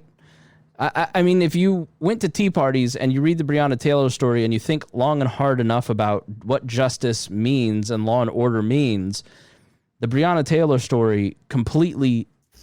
There's no way that anybody can look at that if they want to pay attention to it and look at it and be okay with that story, for instance. But we want to let a politician like Donald Trump use the law and order propaganda to get us to not look at it, to not think about it, to look away from this tragedy and continue a system that is killing people like her. So it's about government power, and this is one of their tools. Any other thoughts before I move on to number 5? I just want to agree with you there that really the pro-police position in this is a pro-reform position. Yeah. That if you want to be able to put in better incentives, that you don't put police officers in bad situations where they are encouraged to make bad calls, well, then we have a bunch of reform to be done. Rhinehold? And how hypocritical is it too that the police are always saying that, I feared for my life. I didn't know what was happening. I had to make split-second decisions and defend myself so I could come home alive. Aren't the people in their own home kind of expecting that same level of feeling of security, or being able to make a decision to protect themselves. I mean, it just seems very hypocritical to me that on one hand they're saying one thing and then not giving that to the other people who aren't trained. You're right. You're just at home watching TV. You're not trained to deal with someone breaking into your house and having to make that split decision on, are these police or are they criminals? Yeah. Right. Correct. Yeah. And this is residential neighborhoods that a lot of the time this is happening in. So let's say even if they got the right address and a shootout started, your kids could be playing in the front yard or just have the house next door. And, and then stray bullets, because bullets go through walls. It's what you're taught in gun training. You know what's behind your target before you shoot. But none of this happens. This is why we see also there's no knock raids of them shooting dogs, the bullets ricocheting, hitting other people in the house, and that's a lot of all these people can do, get shot. This is residence. This is where people are living at. So, and it usually stems from the drug war. I mean, that's seriously a fruit of the poisonous tree type situation. Number 5 is end qualified immunity. This is something that Justin Amash got a big splash on. And it plays into the idea of a special class of citizens. What is qualified immunity, John? Yeah, it's something that I just learned of in the past couple of years. It's not something you hear talked about a lot. I mean, Justin Amash is one of the first politicians that I've heard actually bring up ending it. But essentially what it is police can only be sued if their actions violate clearly established federal law or constitutional rights. And, there's a couple examples of this that I've talked about before. There was a woman who her boyfriend or ex-boyfriend was on the run from police, and he was holed up in her house, and she gave permission to raid the house, gave the keys. They could have just gone in the front door, but instead they launched a bunch of, flashbang grenades in, totally, damaged the house. And, can she sue? No, can't do anything. Another one where cops were pursuing a perpetrator, and there were some kids playing in the front yard as the path that they were going on. They told the kids to all kneel down or lay down in the yard, shot the dog that was there because, why not shoot the dog? And while shooting the dog, also shot one of the kids in the knee. Thank God only shot him in the knee, but qualified immunity. And I think 57% of the time that qualified immunity is used as a defense, the cop gets off. It happens in college too. I read an article this week about how colleges have qualified immunity in a lot of cases too. So if they restrict a First Amendment situation and a student's First Amendment rights are violated, then they can't get restitution for that violation because of qualified immunity. But Sarah, putting on my John Stossel hat again, if you end qualified immunity, then you open up Pandora's box, because all of a sudden everybody gets sued and it creates a ton of lawsuits. And does the police officer have to pay for that lawsuit? Does the city pay for it? They're acting on the orders of the city. I mean, how can you end qualified immunity? Because isn't this system fundamentally fair to government employees? Well, so I've talked about recently that qualified immunity, I keep seeing this conflation with qualified immunity, saying that it protects police officers from criminal charges. It doesn't. It protects police officers from being sued. And when you have this dual situation where the thing that protects police officers from being criminally charged when they are criminally negligent or when they are engaging in criminal activities is the criminal justice system itself. It's the prosecutors. The police won't arrest their own. The prosecutors won't charge the police officers. So that's what keeps them from being criminally prosecuted. But on top of that, then you have civil, the qualified immunity keeps them from being sued in civil court. So if, even if you are not found criminally guilty of something, I can still sue you for harming me if I can prove material harm in civil court, except you can't do that with police officers. And I smiled there, and it was interesting that the statistic you gave is that the majority of the time it works, but it's another one of those kind of like shadow statistics that gets ignored, kind of like within prosecutions, we say 95% or 98% of convictions don't actually come from trials. They come from plea plea bargains, because if you put enough pressure on somebody, then they don't even bother taking it to trial. And in this situation, well, if you make it very clear that, well, qualified immunity exists, you're going to lose. A lot of people don't even bother bringing their suits because they know, why am I going to spend money, my own money, trying to bring it to court when I know that majority of the time it's just going to be said, well, that was part of the job. There's really nothing here. It's civil liberty. Let me add on to that quickly. Civil liberties suits are very complicated, very difficult, and very narrow, and there are not a lot of attorneys who will actually take those on because there's no industry for it. The differentiation between when they say it has to be a clearly established right is, I can't remember the citation, but there was one case in which an officer was granted qualified immunity because they determined that, like, loosing a dog on someone in a canyon is not the same as loosing a dog on someone in a ravine. And I mean, they were literally like, this was still a situation of an officer of the state let loose a dog on an innocent subject and ended up maiming them. But, well, it wasn't quite exactly the same situation. So it's really not an established right. And when we actually try and deal with that through legislation, because the Supreme Court has completely decided that they're not interested. They chose recently not to take it up as an issue. It has to be fixed through legislation because it shifts those incentives so much. I mean, one of the arguments that you hear for why we shouldn't touch qualified immunity is, well, how would you get any officer to take the job? But I think a great example of how just that shift causes a real change is you look at the Buffalo Police Department. Recently, this was just their union deciding not to give them backing. This wasn't even full qualified immunity. But I know a lot of us shared around an article where there were 2 police officers who were suspended from the Buffalo Police Department after one of them shoved a 75-year-old man and then ignored his injuries in a protest situation. And the article that got shared around a lot was one that said, oh, well, this is proof that there's, it's systemic, there's rotten to the core, because the 57, I think it was, other officers who were on the same squad quit that assignment. They said, we are not going to be part of your protest crew anymore. We're not going to go out and quell civil unrest, because that was what the special squad had been put together for.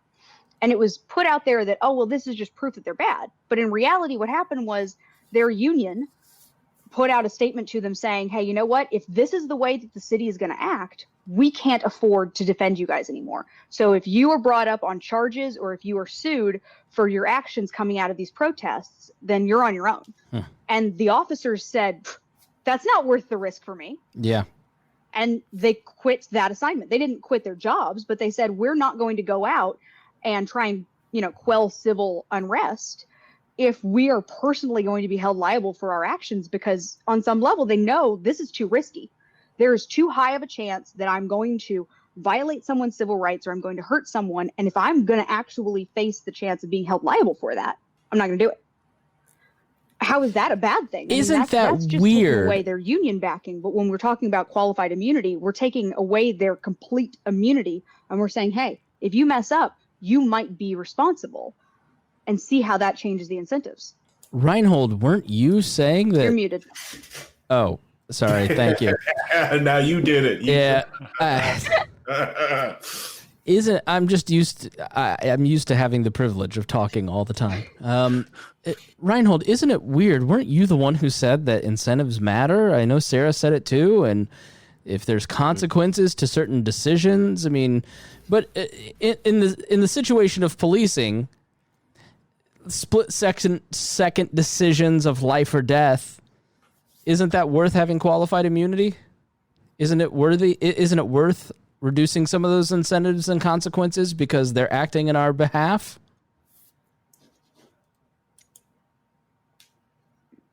And I don't think that you can say that they're acting on our behalf in those situations when they know that they don't have to think about the result of that action.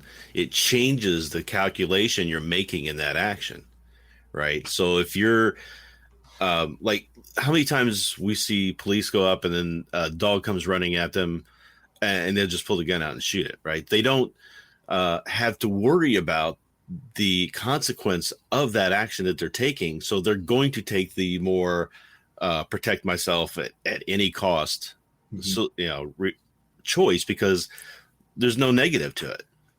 So when we're dealing with people, when humans are interacting with each other, you have to start making better decisions on how you interact, how you approach people, how you try to calm down the situation. If there's no incentive to do any of that, then that change, like I said, it changes the calculation that you're making, and you're just going to go one way full to protect yourself and not worry about what happens to anybody else. And those other people are human beings that have rights, they have lives. You can't just remove them from that calculation. And I think that's what that does when you take away the qualified immunity. Now, the other thing about that is I understand that the qualified immunity came from a Supreme Court decision. It's not any legislature that has put it in, right? So that's something that the only way to fix it, because the Supreme Court won't look at it now, is through legislation. And taking qualified immunity away doesn't mean that police are going to get sued for every little thing. Like this police officer said something bad to me, I'm going to sue them, So it's not going to be a constant spate of lawsuits, because it doesn't protect that. It just protects a specific subset of things that they could be sued for. I think a lot of people get scared about if you're going to take away their immunity, then, they're going to be sitting in court all the time for all the multiple lawsuits we have in a litigious country like we do. And as I understand it, that's not what would happen with that being taken care of. Yeah, and if you have a cop that is sitting in the courtroom all the time for these litigious lawsuits, maybe there's something actually is wrong with this person. Maybe they should probably be let go. Get rid of the bad ones. Well, qualified immunity wouldn't be such a big problem if the police departments and the law enforcement were better at policing their own, essentially. I mean, if police officers were brought up on criminal charges for criminal behavior, then you wouldn't have this issue of, but we need some way to enforce accountability outside of the criminal justice system, because the criminal justice system would already be handling it. Right. Yeah, and police unions too. So how like when the Catholic priests, when they would get accusations of misconduct, they would quietly put those, transfer that person to another area and hide it away. Well, the police unions do the same thing. If somebody's got 12 or 14 incidents and they want to get rid of them, what they do is they transfer them somewhere else. The union buries it, and they go there with a clean, fresh slate, right? So you have no way of knowing who these actors are going through the system back and forth. As I understand it, the person who was responsible for the Houston couple getting killed by the police was also involved in a Floyd arrest, right? So he had a history of lying, and that he had lied in that situation as well too, in order to get an arrest. So these people, the bad police, if there's a smaller number of them, then the whole, it's just a few bad apples type of statement. Those bad apples are floating around in the system, and you can't find them. Right. Yeah. Talking about incentives. Well, and the phrase is a few bad apples spoils the bunch. Yeah, you want to incentivize the police officers to throw the bad apples out so they don't tarnish their name or harm their, have money taken out of their own pocketbooks. Yeah, the retirements. All right, let's move on to leads into number 6. That is one of the Go ahead, Sarah. So that is one of the reform suggestions is if you're not going to completely eliminate any sort of civil asset, maybe at least make it so that the settlements of what can happen right now is people can sue the city. So they can't sue individual police officers. They have to sue the city. And the idea is if you hold the city accountable, well, then the city will hold the police officers accountable. But the city pays that money out of taxpayer funds. There's no actual immediate connection to the police officers. So one of the simplest things that you can do is tie those funds to the police officers. Make sure that any funds that have to be paid out to victims of police violence are paid out of either pension funds or restitution, or not restitution. They're paid out of pension funds or salary pools for police officers. I mean, imagine how much better our policing system would be if their ability to get a raise was based on them not having any lawsuits that they had to pay out. And that is number 6, which is stop using taxpayer funds to pay victims of police brutality. Mandate that lawsuits filed against police departments or officers are paid out either by police-held insurance policies or pension funds. And I've heard in other places than Indianapolis, because in the Hoosier mind, this is the only place that exists, that tying it to making officers carry insurance changes behavior big time. Have you guys heard examples of that? You're shaking your head, Sarah. Yeah, I was just Googling to try and pull up a specific example, but I have seen in several instances the way that it shifts the incentives is really simple. It's that now you've introduced a private party that's holding those police accountable. They're saying instead of just paying this out of an endless taxpayer amount, we're going to have an insurance company that comes in, and you know what? They've got their own incentives. Their incentive is to make sure that they have to pay out as little as possible. So they come in with their officer tests and their assessments of your department, and we're going to go ahead and comb through and see what your risk level is. And once they're done, if it turns out that actually you're going to be really expensive to insure because you've got a history of issues with police violence, there have been cases where municipal police departments get so problematic and so corrupt that they price themselves out of insurance. Yeah, I mean, and they end up having to dissolve just for that reason, because they can't exist without insurance. The officer that killed George Floyd, Derek, was it Chauvin, had a horrendous record. I mean, dozens of complaints, if I'm not mistaken. So, I mean, he's a guy that wouldn't be training other officers if he even could get a job if you were under the system. Yeah, it's really interesting to see how they kind of shift around the responsibility. And if we can just focus on where are the incentives, where are we focusing the responsibility for this bad behavior, if we can actually put it where it's intended, we might actually be able to see some action. Yep. Other thoughts on this? Yeah, just bring some market forces into policing.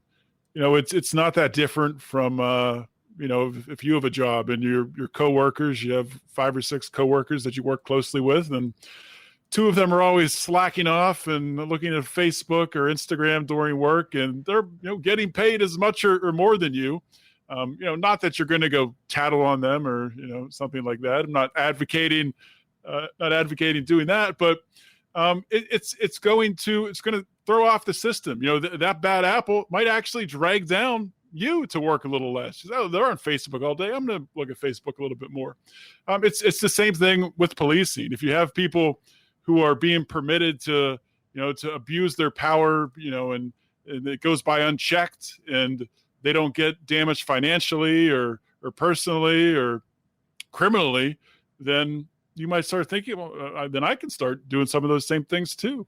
So it's just, you know, let the market start to regulate policing a little bit.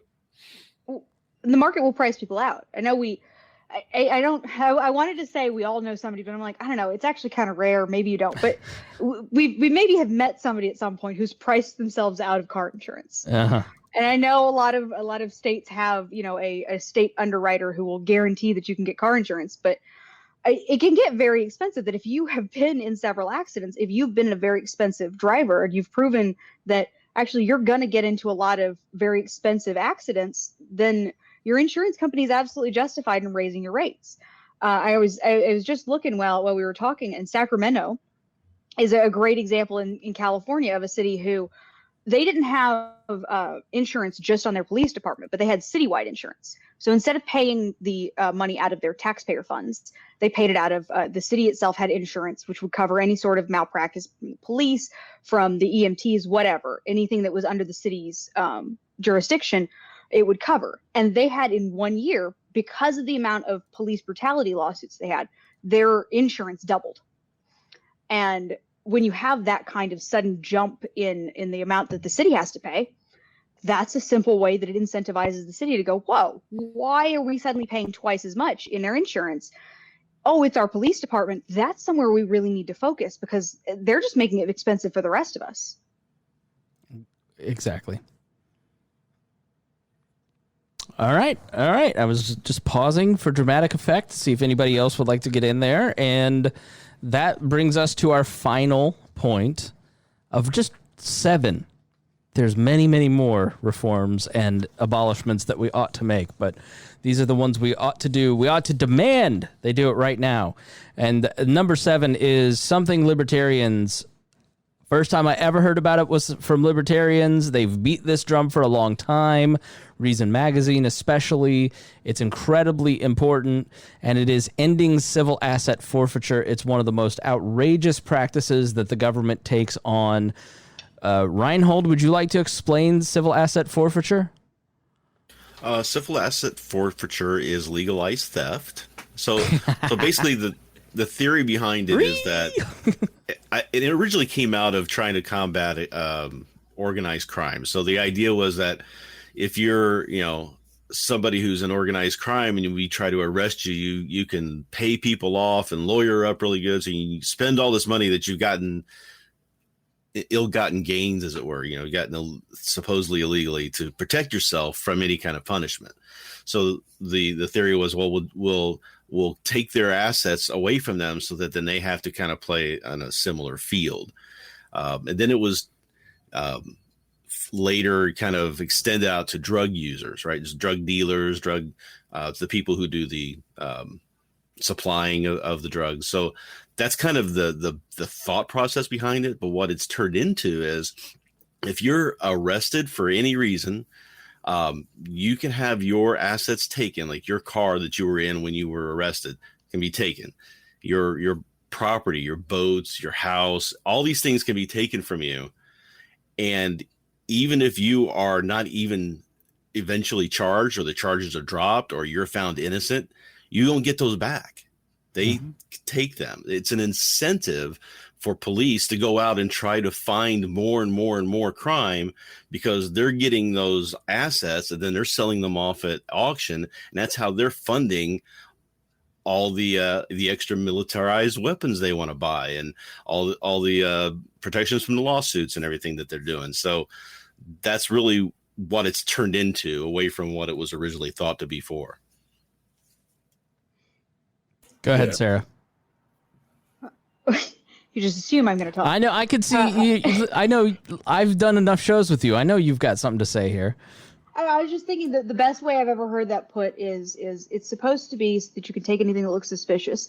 But wouldn't a lot of things look suspicious if you could use them to buy a margarita machine for your break room? Well, you need the margarita machine. Indeed. Well, there's no accountability in the way that these funds are spent a lot of times. I mean, I know my state, North Carolina, is actually supposedly pretty good on civil asset forfeiture. We only have criminal asset forfeiture, which at least means you have to be convicted before the state will take your stuff, but the feds will still do it. But even then, unless it's an actual cash claim, so which happens shockingly often, people in states where civil asset forfeiture is still a part of state law will be stopped in just a regular, even routine traffic stop. And it's like, oh, you got a couple $100s in cash on you. That seems really suspicious. I suspect that was drug money. I'm just going to go ahead and take it. I remember in 2017, the average nationwide, the average amount of asset forfeiture was $300. So between cash and property that was seized, the average, so that's even including the outliers, was $300. So imagine how many amounts of small cash were they taking off of people? Just oftentimes in order to fund police departments. Sometimes, once again, it's bad incentives. You got police departments who are intentionally underfunded and then told, well, you have access to asset forfeiture, make up your budget. And that's how much more of a perverse incentive can we get? Yeah, there was a case recently in Pittsburgh, at the Pittsburgh airport, that a woman who lived in Boston came into Pittsburgh to visit her elderly father, and he had saved up all this cash over time, had it in his house. And, he's getting up there in years, and he wanted to at least put it in a bank, probably so he could put it in a will and, transfer it later. And of course, ideally you don't want to carry around that much money, but this woman was just going to take it, back to Boston and deposit it in a bank and get that working. And going through the Pittsburgh airport, they found the money. It was, I don't know, we'll say $15,000, $20,000, and just took it because they alleged it could be involved in a crime. Luckily, she was able to get it back. It took I want to say 6 or 8 months, but she was able to get the money back. I actually remember that case. Yeah. It was $50,000 and she ended up spending $15,000 in order to get it back. Wow. Worst part to me, as someone who until, before COVID frequently fly, was she actually called up TSA. She called the airport to make sure, like, hey, I'm flying with a large amount of cash. Is this illegal? Is this a problem? How do I need to carry it? They said, not a problem at all. Just let us know when you come through. We'll scan it. No issue. How ridiculous is it that you can call up, make sure to do everything right, and then still, when it actually comes down to it, they can go, actually, this looks really suspicious now that I'm looking at it in person. All this cash that I get to keep. Well, it probably wrote down her name. So 50,000. What's your name again? Is that on your license too? Or sounds like somebody needs to watch Ozark. That's all I'm saying. Yeah. Harry. Oh, like the civil asset fortune, that's how people they collect cars. It's not just cash; it is cars. The other thing is the black community, because a lot of people in the black community also have a lot of distrust with banks and don't have a lot of their cash in banks. So a lot of it is cash transactions. So when you're trying to bring cash to different people, you end up having to like hide it on your car or something like that, because if you do get pulled over, they're going to take that large amount of cash, or assume it is for drug uses, and now you're sitting stuck on the side of the road as you wait for the drug dog, which don't get me started on like why drug dog sniff test is such bull crap. Yeah. Oh, here, signal here. Yeah, signal here. Yeah, this is my dog that I've trained, and I can tell you what its signals are. Yeah, the amount of videos where you see just a casual, like, they literally, it amazes me. They'll look away and they'll like tap, and then suddenly the dog will signal exactly where they tapped, and they'd be like, oh, all right, there you go. Probable cause. Probable cause. We got it. Yep. I didn't see it.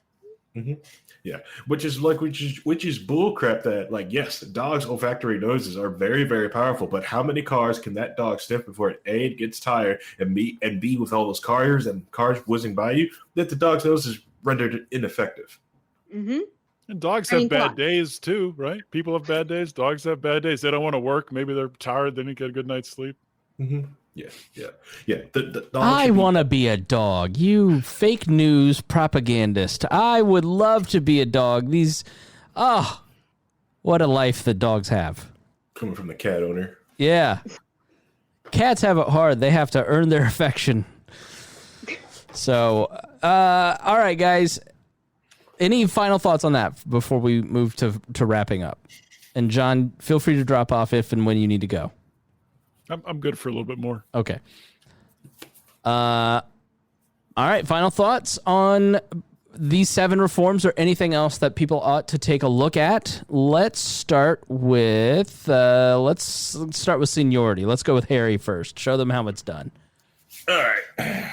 One thing I would want to bring back is, I'm going to tell back to the first part, is I am also glad that Trump is president right now, because he cannot say those messages that calm everybody. 2, it's got a lot of people who weren't paying attention actually paying attention right now.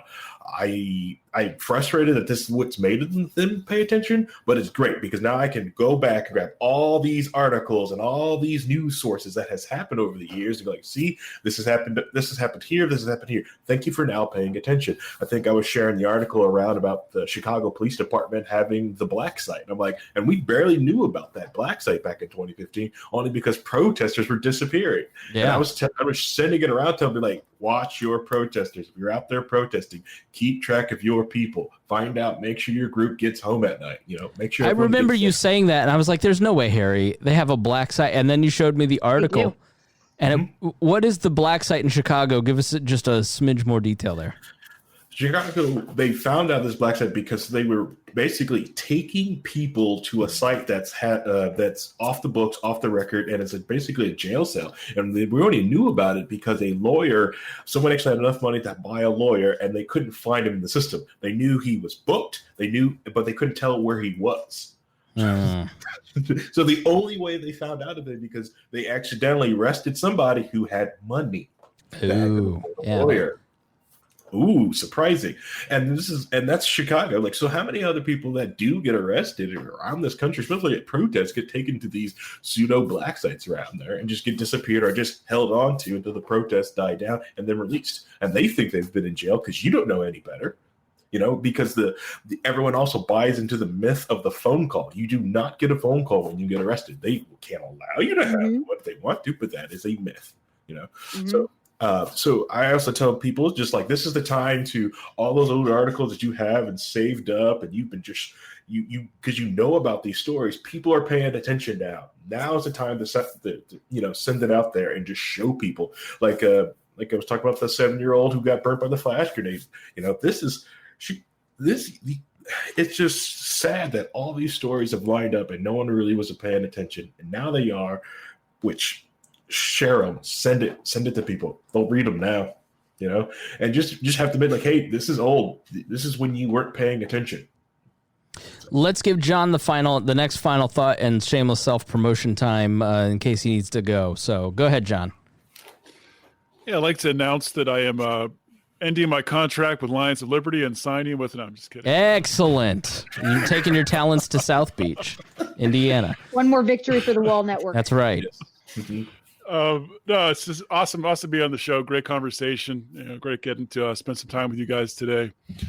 And one of the reasons that I did write these 7 essential reforms, 7 common sense reforms. Let's turn it around on the gun grabbers. These are common sense. They should happen. Let's demand they happen. People are interested, and I definitely agree with you, Harry. Now is the time to reach out to people, have conversations, people share these stories that we've been driving ourselves mad with and getting frustrated over for years. Share them and help people to educate themselves, because it's not about this moment in time right now. And I think with the immediate gratification culture that we have, this virtue signaling culture that we have, I think a lot of people are ready for this to be over. I went to a Black Lives Matter rally. Yeah, I made my profile picture on Instagram black for a day. I'm not racist. I'm reading an anti-racist book. That's not enough. We need you to, and it's not an excuse to say, well, I don't really understand what civil asset forfeiture is, or I don't understand qualified immunity. Well, you know what? It's your job as an American citizen to learn about it and to educate yourself. So, it's great to share podcasts like We Are Libertarians, share this video. It's great to do that stuff, but also hold people accountable to take it the next step and start to, understand fully how their liberties are being infringed upon, and to really break past this cycle that we're stuck in. And just to plug Lions of Liberty, lionsofliberty.com is our website. We have 3 podcasts a week. You can find our podcast on all the major podcasting apps out there. We have a show on Monday hosted by Mark Clare, which is our longest running program, our flagship program. It's a lot of interviews with leaders in the liberty thought movement, things like that. Mark had a great interview this week with Vin Armani. If you don't know who Vin Armani is, check that out. Has fascinating life. Wednesday is Electric Liberty Land with Brian McWilliams. It's more focused on culture. Brian's a funny guy, so he brings some comedic elements to it, does skits and different things like that. And Friday is Felony Friday, my show, where I'm focusing on the criminal justice system every single week. All right, very good. Well, you are my favorite libertarian thought leader. THOT, get it? All right. There you go. Let's boo. All right, thanks so much, John. Rhinehold, final thoughts. Yeah, I got 2, I think. The first one is that we really should be demanding better policing. We should be demanding more from our police officers. When the military is involved in these wars overseas and they're fighting these insurgents and really having battles, they are under a greater scrutiny than our police officers are, to make sure that they act a certain way, and they take care of making sure that any bad actors inside of their units are pointed out and gotten rid of. So they really take that seriously and they focus on it. And we should be demanding that level of care or higher from our internal police officers. And the other thought was a lot of people kind of, when you start talking about institutionalized racism, and we started at the beginning, and I wanted to come back around to that for just a second. It's that it's not just the systematic racism that exists in the system, but it's also a class thing, and it's also a lot of other things, and all the things we've talked about tonight, all the incentives. And so it's not one thing or the other, it's a combination of everything. And I think a lot of people kind of start getting into the, well, you're not talking about the one thing I want to talk about when this sort of thing happens, right? So we've had several incidents over the past month that have kind of brought the systematic racism aspect of it to the focus. But that doesn't mean that that's the only aspect of it, and you shouldn't focus on the fact that that is what's being talked about, and your concerns aren't being heard, or your thoughts of, well, we should be talking about this thing over here, or we should be talking about the class system instead, or we should be talking about this aspect of it. We really need to look at it holistically as everything, and not get into those petty disagreements. So that's pretty much all I had to say about the topic on that. Thanks, Forrest. All right, Sarah, final thoughts?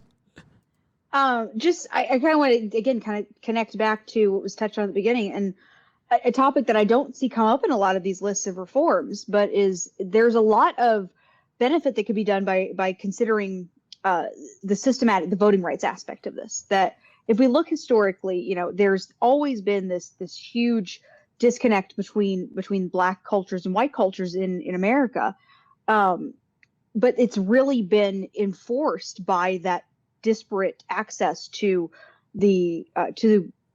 our political system. And then you look back and you see that the points in American history where Black people have had the best access. So I mean, like right after the Civil War, before the Southern states especially had a chance to institute a lot of the Jim Crow laws and a lot of the ways to legally undermine Black participation in the political system.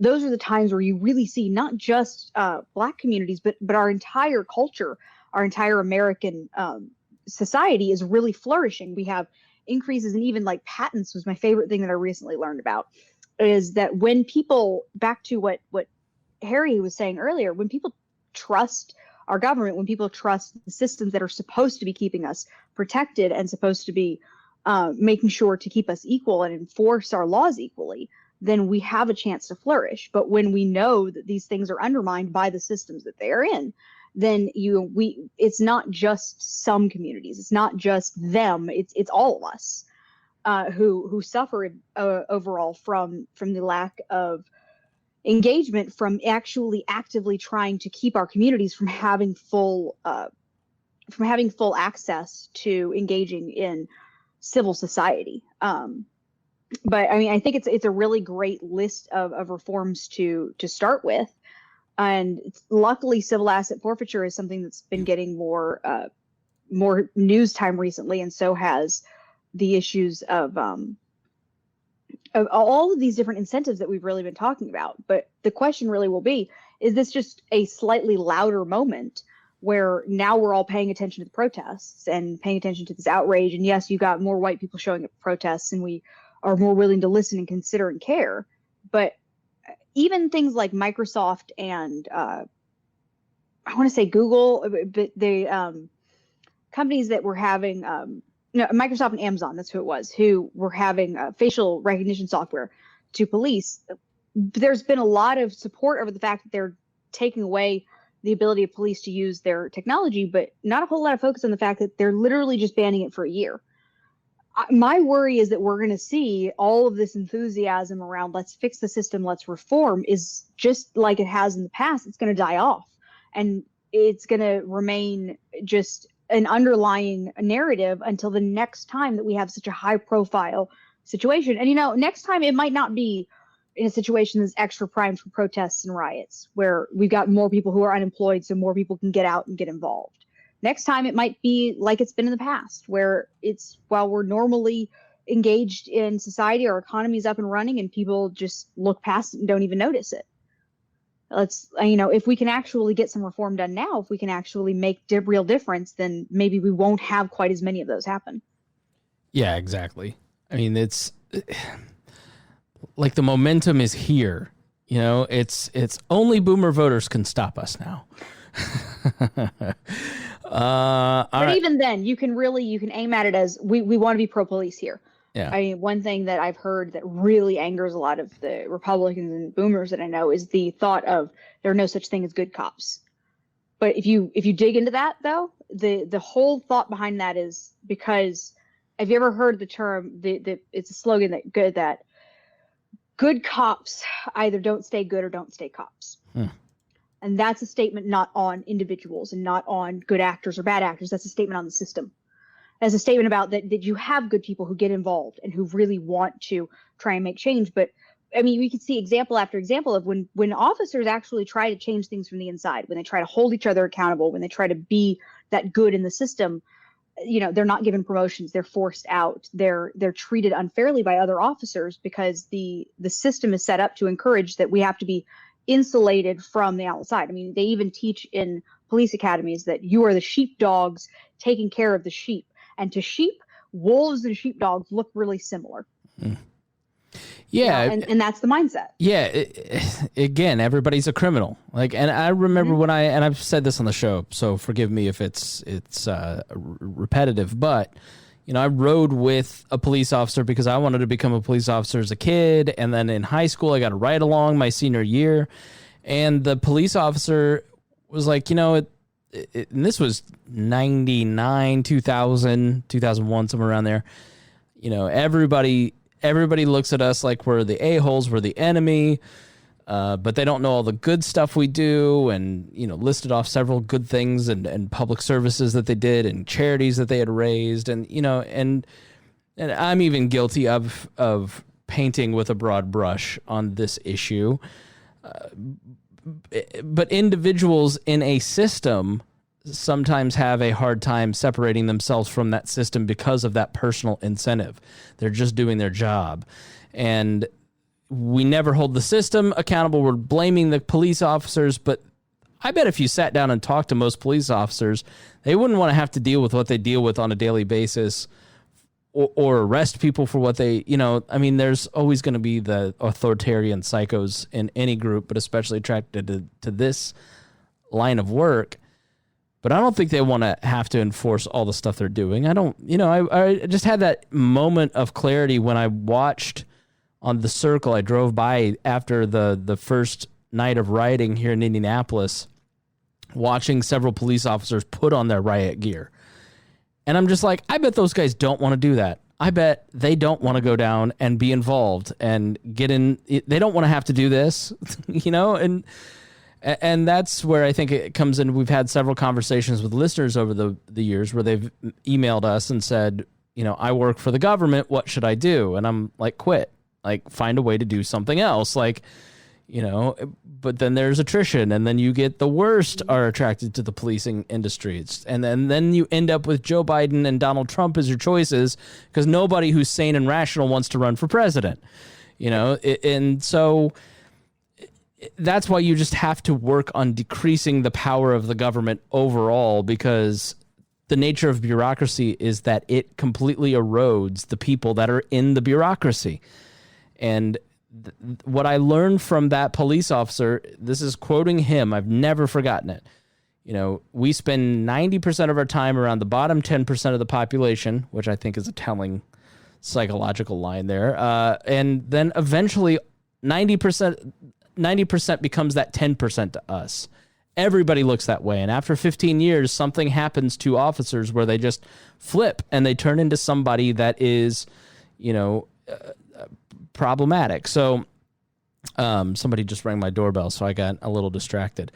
So yeah, it sets into their mindset too, and so it becomes a systemic problem that needs to be reformed, and they need to be in on the discussion. So all right, thanks to everybody for joining us. We really do appreciate it, and I want to thank all of our listeners again. If you enjoyed the show, please share it with your friends, and if you found it helpful, I appreciate it. All right, thanks so much for joining us, and we'll talk to you soon.